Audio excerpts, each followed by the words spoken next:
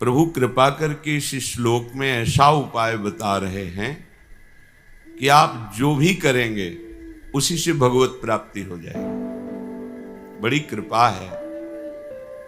ज्ञान योग, अष्टांग योग, कर्म योग, भक्ति योग, प्रभु विविध प्रकार से आपको परमानंद में डुबोना चाहते हैं। इस माया खेल से आपकी वृत्ति हटे और प्रभु में लगे, इसी उद्देश्य से महापुरुषों ने, संतों ने भगवान की वाणी का रहस्य समझ करके उस परम पद को प्राप्त किया और दूसरों को वो पदवी प्राप्त कराई। बहुत बढ़िया ऐसा सहज उपाय भगवान बता रहे हैं कि आप सहज में भगवत प्राप्त हो सकते हैं, पर इसके लिए आवश्यकता है पवित्र बुद्धि की। यदि आप पवित्र बुद्धि वाले नहीं हैं तो इसका गलत भाव लेकर के अधर्माचरण करेंगे और सोचेंगे इसको भी भगवद अर्पित कर देंगे। तो आप ये अच्छे से समझ लो, यदि शास्त्र सिद्धांत के अनुसार चलोगे और वो कर्म समर्पित करोगे तो महान फल देने वाले बनेंगे। यदि शास्त्र विरुद्ध आचरणों को समर्पित करोगे तो वो भी कई गुना बढ़कर फल देने वाले होंगे। तो अधर्माचरण का फल भोगते भोगते तो हम निकल नहीं पाए, और उन्हीं अधर्माचरणों को यदि प्रभु को समर्पित करेंगे तो कई गुना बढ़कर मिलेंगे। तो कब हम भोग पाएंगे, कितना भोग पाएंगे? इसलिए बुद्धि को पवित्र रखकर सुना जाए, कहीं ऐसा बुद्धि को बढ़ावा ना दे दिया जाए कि मनमानी आचरण भगवान करने को कहते हैं कि खूब मनमानी आचरण करो, मेरे को समर्पित कर दो, तुम्हें भगवत प्राप्ति हो जाएगी। ऐसा नहीं है। अपवित्र बुद्धि विरोध में ही सोचती है, अर्थात भगवान जो विधान बता रहे हैं उसके विपरीत वो सोचती है। तो विपरीत बुद्धि का नाश संतों के संग से होता है। जब संत संग प्राप्त होता है तो उनके अनुभूत वचनों से हमारे अंदर जो विपरीतता बैठ गई है, भगवत प्रतिकूल आचरण करने का स्वभाव बन गया है, वो नष्ट हो जाता है। प्रतिकूलस्य वर्जनम, प्रभु के प्रतिकूल आचरण नहीं होने चाहिए। जब तक प्रभु के प्रतिकूल आचरण है तो तुम भागवत सिद्धांत को समझ ही नहीं रहे। मनमानी आचरण कभी भगवान के अनुकूल नहीं हो सकते। जो गुरुमानी हैं, जो शास्त्र ज्ञानी हैं, जो संतों के वचनों के अनुसार चलते हैं, वही अध्यात्म मार्ग में उन्नति प्राप्त करते हैं। अध्यात्म मार्ग अर्थात माया निवृत्त परम सुख, परम आनंद का मार्ग। ये जो हमारे अंदर एक बात बैठ गई है कि हमारी मनचाही पूर्ति होती रहे तो हम सुखी हो जाएंगे, ये बहुत बड़ा ज्ञान है। प्रभु से प्रार्थना करनी चाहिए कि नाथ, इस कामना रूपी जाल से मुझे मुक्त करो। ये कामना का जाल ऐसा है, बढ़ता ही चला जा रहा है। पहले सोचो कि हमारी चाह कितनी, क्या इतने से पूर्ण हो जाएगा? पर उतना जब मिलेगा तो और बड़ी चाह, और बड़ी चाह। इसलिए भगवान उसे अविधि पूर्वक कहते हैं। उपासना तो तब हुई जब चाह मिट जाए, इतना मिल जाए हमें कि कोई चाह ना रह जाए। तो कितना मिल जाए? अगर आपको पृथ्वी का सम्राट बना दिया जाए, एक छत्र सम्राट, तो भी कामना नष्ट नहीं होगी। और कामना है। देवराज इंद्र पद दे दिया जाए तो भी कामना है। ब्रह्मा का पद तो भी कामना है। एक पद है जहां सर्व कामनाओं का नाश हो जाता है, वो है हरिपद, प्रभु के चरणारविंद का दासत्व, हरिदासत्व। इससे बढ़कर कोई पद नहीं।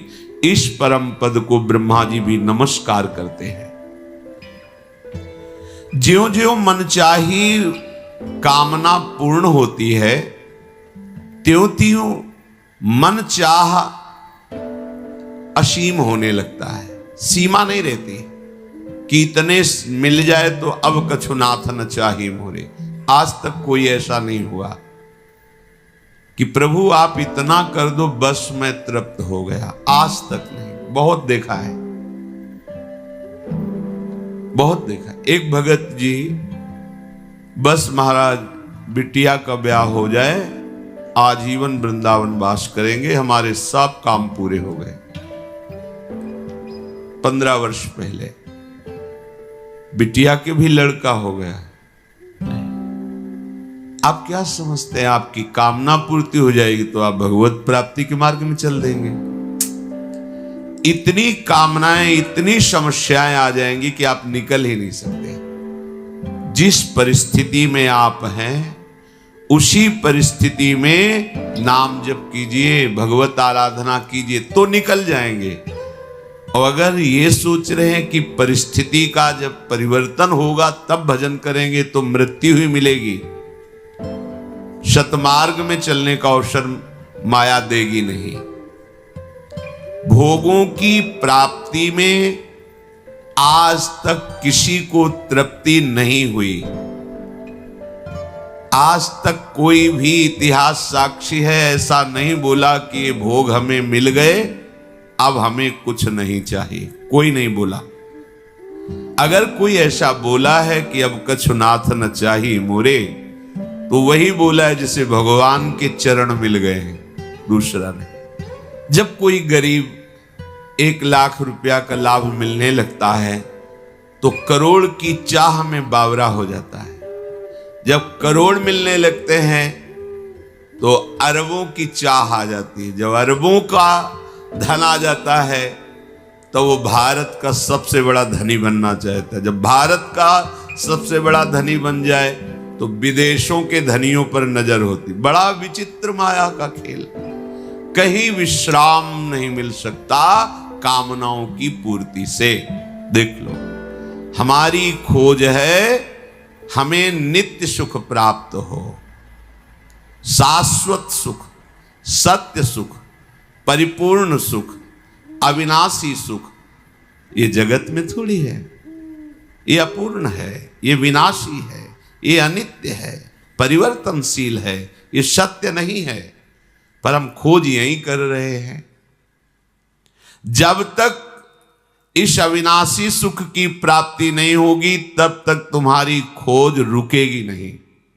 बार बार जन्मना पड़ेगा, खोज करते रहो, मरो फिर जन्मो, बस यही चल रहा है जब से सृष्टि हुई तब से आज तक।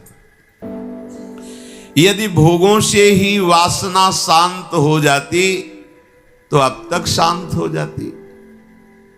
कितनी इस वासना ने पाप कराया है।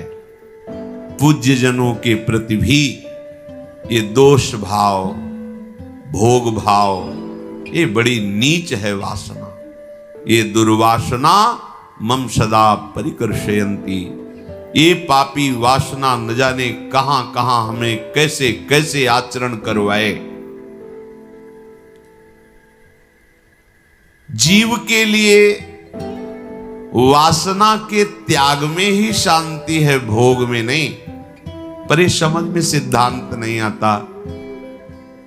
हमारी जो बुद्धि है हमें यही प्रेरित करती रहती है कि भोगों में सुख है, ये खा लें, ये देख लें, ये सूंघ लें, ये छू लें, ये भोग लें, इतना ही जीवन का उद्देश्य है। पढ़ लिख के नौकरी करें, खूब रुपया कमाएं, बढ़िया ब्याह हो जाए, बढ़िया मकान मिले, बढ़िया लड़का बच्चा हो जाए, यही हमारी सिद्धि है। लेकिन परिणाम नहीं सोच रहे कि एक परिणाम आएगा, झटके में सब कुछ खत्म हो जाएगा, केवल आप बचेंगे और आपकी अकेले फिर यात्रा शुरू हो जाएगी। ये क्या नाटक चल रहा है?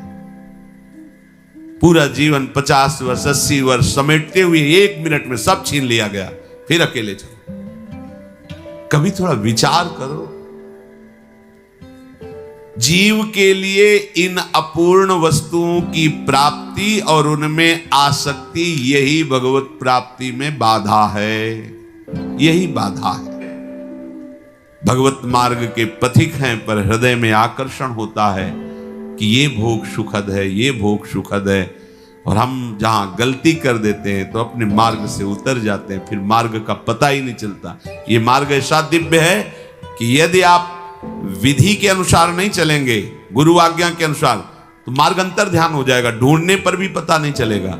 और अगर आप विधान से चलोगे गुरु आज्ञा के, तो सामने आपको दिखाई देगा। ये दिव्य मार्ग है, ये पार्थिव मार्ग नहीं कि रोड बन गया तो इसी पे चलना है। अगर आपने गुरु आज्ञा का उल्लंघन किया तो ये मार्ग ही गायब हो जाएगा, आपको दिखाई ही नहीं देगा, केवल माया जनित मार्ग दिखाई देगा।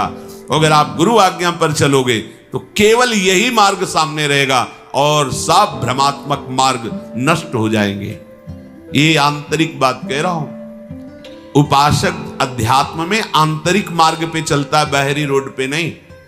आंतरिक मार्ग उसी के हृदय में प्रकाशित होता है, गुरु आज्ञा का जो पालन कर रहा है, जो शास्त्र आज्ञा के अनुसार चल रहा है। तो अध्यात्म मार्ग सामने होता है, हमारा ये मार्ग है, अपने आप दिखाई देता है, उसी पे चलता है। और जब हम मनमानी आचरण करते हैं तो वो दिव्य मार्ग है अध्यात्म, वो अंतर ध्यान हो जाता है, मार्ग ही नहीं दिखाई दे तो चलोगे कहां? बस इसी पार्थिव संसार में नाटक अध्यात्म का और मार्ग संसार का। वस्तु प्राप्त क्या होगी? संसार। जब असत, अपवित्र, दुख रूपी इन भोगों को जो बाधा है अध्यात्म की, सच्ची सच्ची देखो, एक अध्यात्म मार्ग वर्णन किया जा रहा है और गुरु कृपा से एक अध्यात्म मार्ग आंतरिक प्रकाशित होता है, अंदर से ये मार्ग है, उसके चित्त का समाधान हो जाता है। अब संशय नहीं रहता कि संसार में सुख है, मान प्रतिष्ठा में सुख है, भोगों में सुख, ऐसा नहीं रहता। वो संसार जैसी चेष्टा करते दिखाई देगा, ये बाहरी है, लेकिन उसका अध्यात्म मार्ग प्रतिपल तय होता रहता है, वो अपने प्रभु के नजदीक पहुंचता रहता है। उपासना सदैव अपने स्वामी के समीप रहता है। हमने वेश रख लिया, थोड़े बारे भगवद आचरण भी कर रहे हैं, लेकिन अपवित्र भोगों में सुख बुद्धि करके उनमें रमण कर रहे हैं तो अध्यात्म मार्ग नहीं रहेगा, वो अंतर ध्यान हो जाएगा। अब आपकी सारी चेष्टाएं व्यर्थ ही हैं, ये अंदर से समझ लीजिए। अगर आप गुरुवाणी पे चल रहे हैं, शास्त्र सिद्धांत पे चल रहे हैं, तो अध्यात्म मार्ग, और सही बतावे यदि शुद्ध शरणागति, तो अध्यात्म मार्ग में चलना नहीं होता। वो एक सीढ़ियां देखी जिनमें खड़े हो जाओ, है बनी सीढ़ियां हैं, पर आपको चलना नहीं, बस खड़े हो जाओ, वो आपको पहुंचा दिए। ये है गुरु कृपा मार्ग। दिखाई दे रही सीढ़ियां, पर गुरु कृपा शक्ति से आप जहां पैर रखे, अध्यात्म का मार्ग अपने आप चलकर लक्ष्य तक पहुंच जाएगा, आपको कोई श्रम नहीं करना। और जो विरुद्ध आचरण करता है वो गायब हो जाता है, वो मार्ग ही गायब, अंदर से ही गायब हो जाता है। क्या अध्यात्म न समझ में आएगा, न समझ में समझाने पर भी आएगा, नहीं आएगा। इसीलिए भगवान ने इशारे में कहा, परमात्म प्राप्त का लक्ष्य ही नहीं बनेगा, मार्ग ही नहीं मिलेगा, यदि तुम भोगों में अपरिहित चित्त वाले हो गए हो। भोग भोगना, भोग संग्रह करना। आज का मनुष्य अविद्या का सहारा लेकर शाश्वत सुख परमानंद प्राप्त करना चाहता है। देख लीजिए, अज्ञान माया का सहारा लेकर परम सुखी होना चाहता है। शरीर स्वस्थ रहे, खूब भोग भोगू, मनमानी हमारी चाह पूर्ण हो, यही हमारा लक्ष्य। देख लो, शरीर में कोई कष्ट ना हो, इंद्रियों का जो भोग जब चाहूं मिल जाए, और मन चाही भोग सामग्री इकट्ठा कर लूं, इतना ही लक्ष्य है प्रत्येक मनुष्य का। अगर कोई इससे ऊपर उठाए तो अध्यात्म मार्ग का पथिक है वो। भला कैसे परमानंद की प्राप्ति होगी? अज्ञान से। अज्ञान की निवृत्ति से परमानंद की प्राप्ति है। भगवान में असीम विश्वास रखने वाले वीडियो को लाइक करें, एक प्यारा सा कमेंट करें। ऐसी ही वीडियो देखने के लिए घंटी का बटन दबाएं और चैनल को सब्सक्राइब करें।